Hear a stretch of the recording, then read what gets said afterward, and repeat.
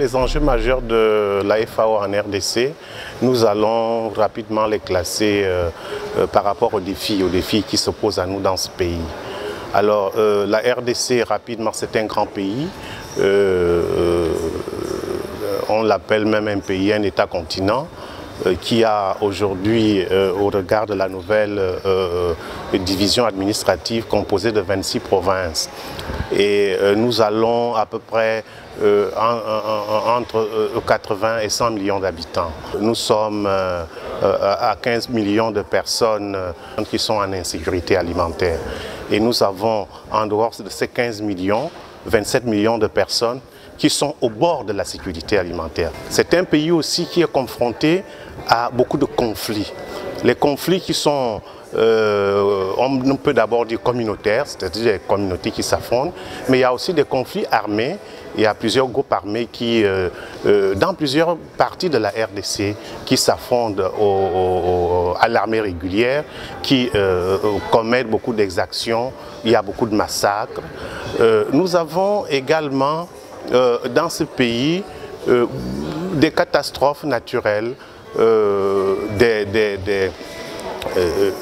des accidents graves. Et c'est par rapport à ces situations que nous avons un plan d'action. Ce plan d'action consiste effectivement à voir dans quelle mesure nous pouvons venir en appui au gouvernement pour répondre aux besoins de toutes ces populations. Et je terminerai par dire que toutes ces crises, toute cette situation que je viens de décrire a des conséquences. Les conséquences, c'est les déplacements de population.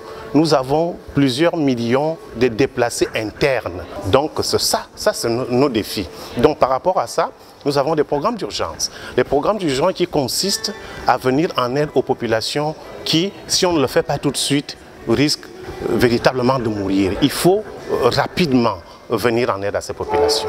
Nous avons aussi les aspects humanitaires, c'est-à-dire essayer de reconstruire des vies de certaines populations. Ces actions humanitaires sont directement liées aux actions de résilience, reconstruire les vies de ces populations.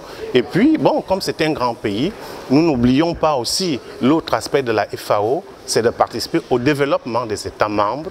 Et nous avons quelques programmes de développement aussi, qui sont des très grands programmes avec un certain nombre de partenaires financiers qui nous font confiance et nous accompagnons comme ça le pays, pour me résumer, dans des actions d'urgence, dans des actions humanitaires et de résilience et dans des actions de développement. La contribution, c'est que nous avons participé à la préparation de cette réunion. Il y a notre service programme qui faisait partie du comité d'organisation. Donc, tout ce que vous voyez comme outil de travail, comment le programme est fait, les agendas, la RDC a pleinement participé à cet exercice. Nous avons aussi, au niveau de la visibilité de la communication, il y a notre service communication qui a bien participé à tout ce que vous voyez ici, à la visibilité, à la préparation des interviews. Donc voilà un peu la contribution. La contribution aussi, c'est que nous avons, parmi la délégation du Congo, nous avons financé la participation d'une personne supplémentaire parce que nous estimons que la participation de cette personne était vraiment nécessaire. Donc voilà un peu globalement comment la RDC a pu participer à la préparation de cette 12e réunion MDT à Libreville.